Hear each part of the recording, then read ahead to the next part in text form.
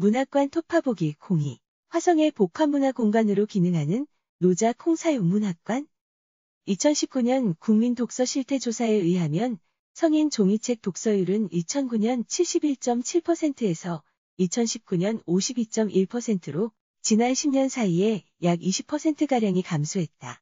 반면 2018 문화향수실태조사에서 나타난 문화예술행사 관람률 변화 추이는 2008년 67.3%에서 2018년 81.5%로 증가했다. 바쁜 일상 속 책은 놓았어도 문화에 대한 갈망만큼은 낮아지지 않은 것이다. 하루가 다르게 변화하고 있는 2020년대 문학 그 자체를 즐기는 시대는 지나가고 있다 해도 과언이 아니다. 그렇다면 책을 읽지 않는 관객에게도 문학을 건넬 수 있는 효과적인 방식은 무엇일까? 화성시에는 노자 콩사용은 몰라도 노자 콩사용 문학관을 찾는 이들이 적지 않다. 근래 코로나19로 주춤한 상황 속에서 팟캐스트를 운영하는 노자 콩사용 문학관은 시인과 함께 걷는 시숲길은 물론이고 창작 단막극제, 문예강좌, 문학 현장 답사, 산유화 극장 정기 공연, 우리 동네 작은 영화관, 문학이 함께하는 음악회 등 풍성한 종합문화시설로 자리하고 있다. 문학관이 들어선 인근은 대규모 주거단지로 시민들의 문화 향유에 대한 욕구가 존재한다. 문학관 뒤편, 가벼운 산책길로 조성된 반석산과 전망이 좋은 야외 테라스는 문학에 큰 관심이 없는 시민들도 자유롭게 즐길 수 있는 공간을 형성한다. 이때 노자 콩사용 문학관은 일반적인 전시 공간에서 나아가 여러 행사를 주최하고 문학인들을 초대하는 등 지역의 문화를 활성화하는 데 일조하고 있다.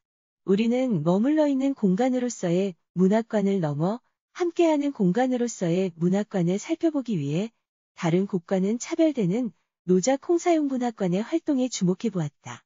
화성시에서 유년기를 보낸 노자 콩사용은 1920년대 신문학 운동에서 빼놓을 수 없는 인물 중 하나로 시와 소설에서부터 연극에 이르기까지 특정 장르에 국한하지 않고 활동한 작가이자 연출가이다.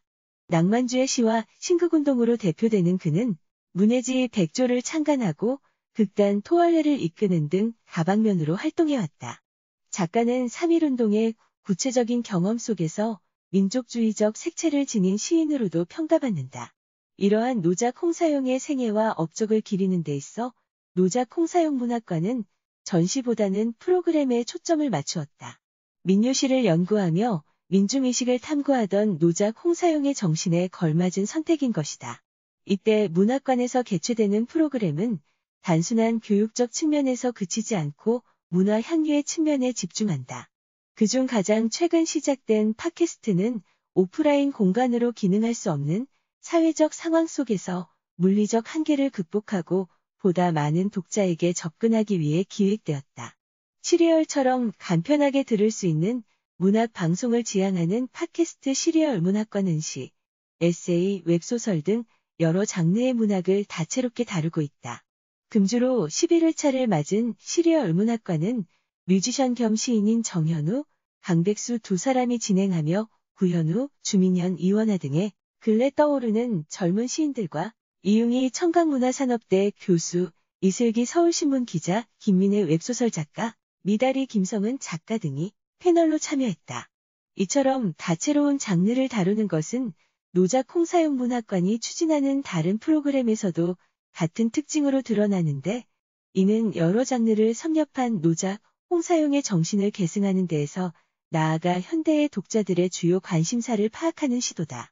최근 짧은 영상과 같이 빠르게 소비하는 문화 콘텐츠가 강세를 보이며 이른바 순수문학으로 불리는 시와 소설보다 웹 콘텐츠와 짧은 에세이에 익숙한 독자들이 증가하고 있다. 교과서적 문학관과 일방적 정보 공유에서 벗어나 문학관 이용자들의 흥미를 끌 법한 소재와 방식을 도입하는 전략은 기존의 종이책과 멀어진 독자들에게 더욱 많은 참여를 유도한다.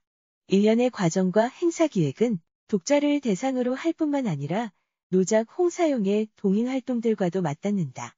노자 콩사용 문학관을 기점으로 수많은 작가와 창작자들이 교류하고 만날 수 있는 장을 형성하기 때문이다. 문화예술 창작자 중 상당수가 문화예술 향유자임을 생각해 볼 때 일방적 수용자가 아닌 참여자로서 관객을 끌어들이는 행위는 한층 중요하다. 노자콩사용문학관이 꾸준히 개최해온 창작단막극제 역시 마찬가지다. 노자콩사용문학관 내 산유화극장에서 개최되는 노자콩사용 창작단막극제는 단막극제 중 전국 최대 규모의 상금을 자랑하며 본선 진출팀에 한해 공연 준비 지원금을 지급한다. 더불어 관객평가단을 운영, 선착순 무료 관람을 제공함으로써 연극인들의 창작 활동을 지원하는 한편 연극에 관심이 있는 이들이 한데 모이는 거점이 된다. 다만 이러한 선택 속에서 노자콩사용문학관의 주요 전시공간 활용은 다소 미흡하다는 지적이 있다. 극장과 북카페, 강의실 등의 공간은 상호 교류가 활발히 이루어지는 데 반해 제1, 제2 전시실과 수장고 등은 자칫 견학을 위한 시설에 그칠 수 있다. 이는 문화예술 활동을 위해 방문한 관람객들에게 큰 감흥을 주지 않아 스쳐 지나가는 일면 중 하나로 작용한다. 일부 한계에도 불구하고 문학관의 동적인 활동은 높이 살만하다.